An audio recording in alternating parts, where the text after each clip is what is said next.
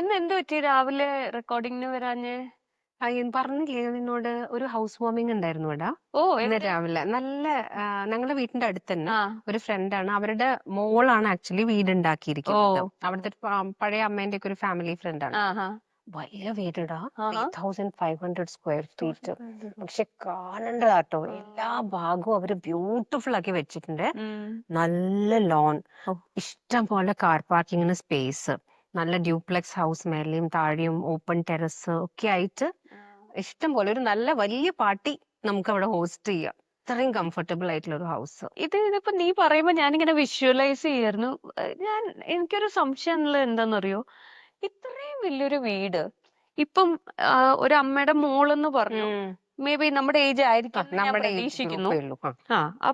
അപ്പം ഈ ഒരു ഏജില് ഇത്രയും 3500 സ്ക്വയർ ഫീറ്റ് ഒക്കെ ഉള്ള ഒരു വീടും ലോണും ഒക്കെ നമുക്കൊന്ന് എല്ലാം ചെയ്യാനുള്ളൊരു ആരോഗ്യമുണ്ട്, മെയ്ഡ് ഉണ്ടാവും. ഇന്നിപ്പോ പോയപ്പം അവര് ഫസ്റ്റ് കുട്ടി പുറത്താ പഠിക്കുന്നത്. ആ. ഇവിടുത്തെ ബേസിക് എഡ്യൂക്കേഷൻ കഴിഞ്ഞ് പുറത്ത് പഠിക്കാൻ പോയിരിക്കുക. ഓക്കെ. പക്ഷെ ഇന്നിപ്പോ വീട് ഫുള്ളായിരുന്നു. അതും ചെറിയ കുട്ടിയും അവരുടെ ഫ്രണ്ട്സും പിന്നെ mother in law, father in law, അവരുടെ പാരന്റ്സ്, അങ്ങനെ എല്ലാവരും ഉണ്ടായിരുന്നു. അപ്പൊ വീട് ഫുള്ളായതുകൊണ്ട് നമുക്ക് സ്ഥലം ഉള്ളത് പോരാ, ഇനിയും ഉണ്ടായിക്കോട്ടെ എന്നാ തോന്നിയേ. പക്ഷെ നീ പറഞ്ഞപ്പോ ഒരു പോയിന്റ് ആണ് കേട്ടോ. കുറച്ചു ദിവസം കഴിഞ്ഞാൽ, വെക്കേഷൻ കഴിഞ്ഞാൽ കുട്ടികളും പോവും, ഈ വന്ന റിലേറ്റീവ്സും പോവും. പിന്നെ അവിടെ താമസിക്കാൻ ശരിക്കും പറഞ്ഞാൽ ഈ ഹസ്ബൻഡും വൈഫും മാത്രമേ ഉള്ളൂ. ഈ 3500 സ്ക്വയർ ഫീറ്റ് വീട്ടില്. പിന്നെ ചെറിയ മോളും പോവും. ആ കുട്ടിയാണെങ്കിൽ പഠിക്കുന്ന സമയം ആയതുകൊണ്ട് റൂം ഒക്കെ ഇപ്പം റൂമിലേക്ക് ഫുള്ളി ഓക്യുപ്പൈഡ്. കുട്ടി ഇങ്ങനെ പുറത്ത് നടക്കാനൊന്നും കുട്ടിക്ക് ഇപ്പൊ സമയമില്ല കേട്ടോ. പക്ഷെ ഇന്നലത്തെ ദിവസം ഞാൻ പോയപ്പോ എല്ലാം കൂടി കണ്ടപ്പം എനിക്ക് അങ്ങനെ തോന്നിയില്ല. ഫംഗ്ഷന്റെ അന്ന് ആയതുകൊണ്ടും അവർക്ക് നല്ല കോണ്ടാക്ട്സ് കുറെ ആൾക്കാരെ അറിയുന്നത് കൊണ്ടും ആയിരിക്കാം.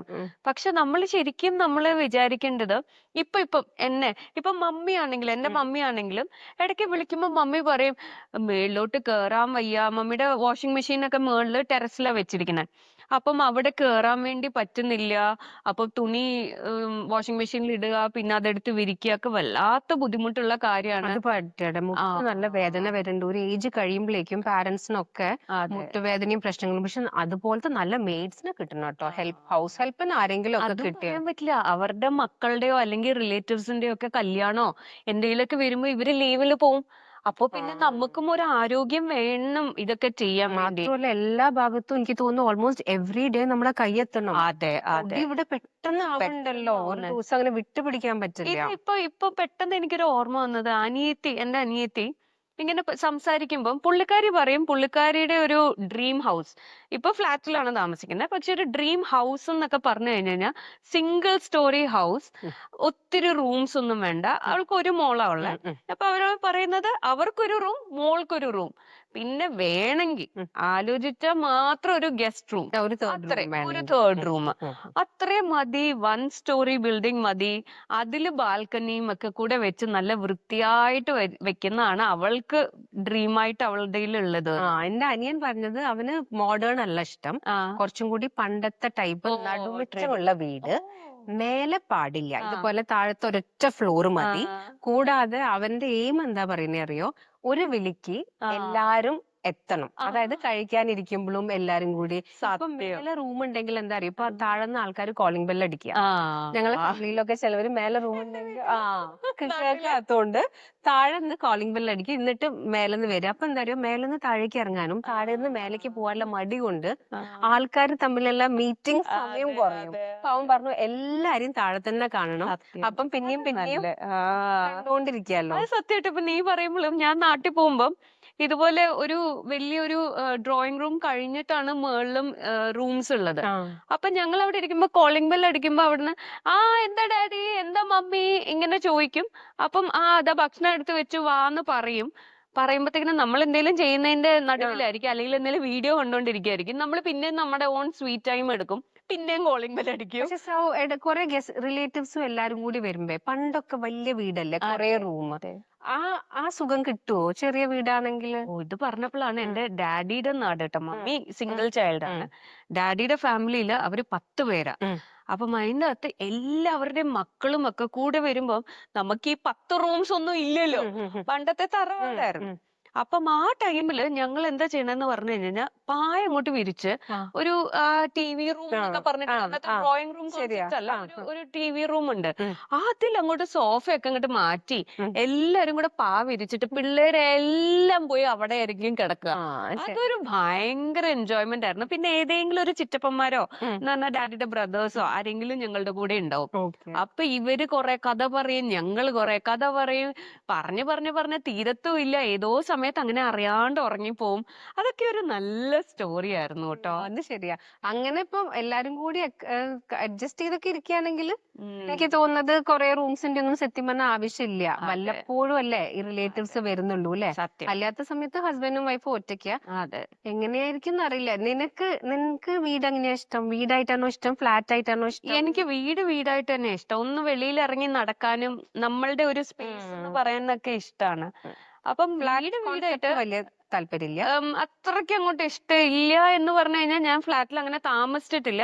എനിക്ക് ഈ നെക്സ്റ്റ് ഡോർ ഉള്ളവര് നമുക്ക് ചേർന്നവരല്ലെങ്കിൽ എന്നുള്ളൊരു ടെൻഷൻ മാത്രമേ ഉള്ളൂ. അല്ലാതെ വേറെ കുഴപ്പമൊന്നുമില്ല കേട്ടോ. അല്ലെങ്കിൽ സെക്യൂരിറ്റി വൈസും പിന്നെ കുറെ ഈ എന്താ പറയാ സെലിബ്രേഷൻസും ഒക്കെ വരുമ്പോ ഫ്ലാറ്റ് തന്നെയാണ് നല്ലത്. ഫ്ലാറ്റിലും നെയ്ബർഹുഡ് നല്ലതാണെങ്കിൽ എനിക്കൊന്ന് ഫ്ലാറ്റ് ആയാലും വീടാണെങ്കിലും വലിയ പ്രശ്നമില്ല അല്ലെ.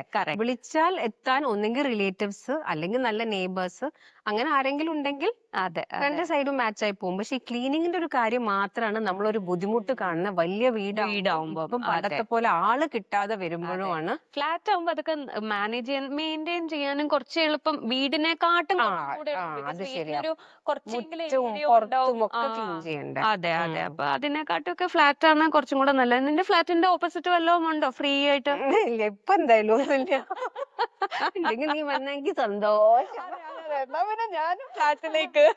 പക്ഷെ വീടിനും ഞാൻ ഒരിക്കൽ ട്രെയിനിൽ പോകുമ്പോ ഇതേപോലെ ഒരു വ്യക്തിനെ കണ്ടപ്പോ അവര് പറയുണ്ടായിരുന്നു നല്ല കോളനിയില് ഒരു ഇൻഡിപെൻഡന്റ് ഹൗസ് ഫ്ലാറ്റിന് ഈക്വലന്റ് ആയിട്ട് നല്ലതാണ്.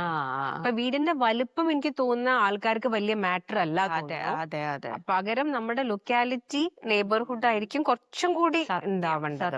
സത്യം. എത്ര അടുത്തടുത്ത് വീടുകൾ ഉണ്ടെങ്കിലും നമ്മുടെ നെയ്ബർഹുഡും കൂടെ നല്ലതാണെങ്കിൽ പിന്നെ ജീവിതം അടിപൊളിയാ. പിന്നെ വീട് വെച്ച് കഴിഞ്ഞാൽ ഞാൻ ചോദിക്കട്ടെ ഒരു കാര്യം കൂടി എനിക്ക് എപ്പോഴും തോന്നാറുള്ളതാണ്. വീട് ഒരു സ്ഥലത്ത് നമ്മൾ വെച്ചു വെച്ചോളൂ, എന്തെങ്കിലും കാരണവശാൽ കുട്ടികളുടെയോ ഹസ്ബൻഡിന്റെയോ ജോബ് ചേഞ്ചോ അല്ലെങ്കിൽ പഠിപ്പിന് വേണ്ടിയിട്ടോ നമ്മളിങ്ങനെ മാറുമ്പം ഒരു വീട് അടച്ചിട്ടിട്ട് പോകുമ്പോ, വീടായാലും ഫ്ലാറ്റ് ആയാലും ഒക്കെ കേട്ടോ, അടച്ചിട്ടിട്ട് പോകുമ്പം അതൊരു ഭയങ്കര ബുദ്ധിമുട്ടല്ലേ? വലുതാണെങ്കിൽ കൂടുതൽ ബുദ്ധിമുട്ടല്ലേ?